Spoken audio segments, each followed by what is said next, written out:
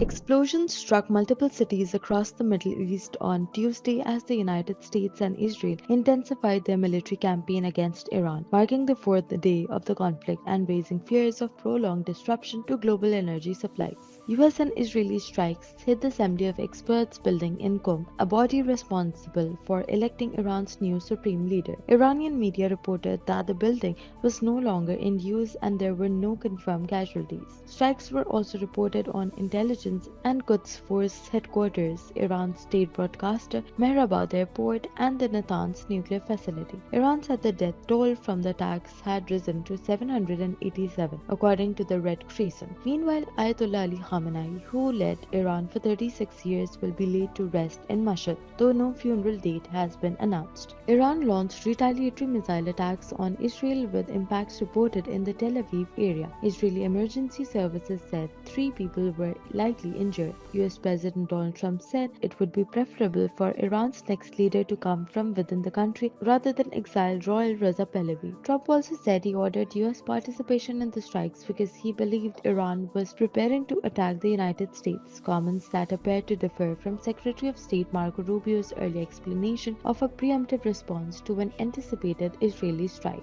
Today, the United States military continues to carry out large-scale combat operations in Iran to eliminate the grave threats posed to America by this terrible terrorist regime.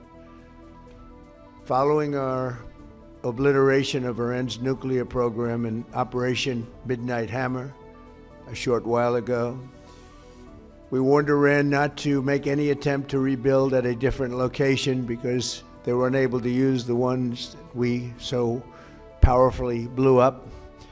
But they ignored those warnings and refused to cease their pursuit of nuclear weapons. In addition, the regime's conventional ballistic missile program was growing rapidly and dramatically, and this posed a very clear, colossal threat to America and our forces stationed overseas.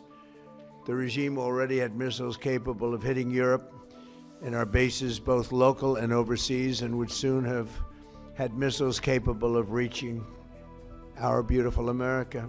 The United States has urged its citizens in 15 Middle Eastern countries to leave immediately despite widespread airspace disruptions drawing criticism from US lawmakers. Meanwhile, drone and missile attacks were reported across Gulf states including Oman, Bahrain, Qatar, and the UAE as regional tensions continue to escalate.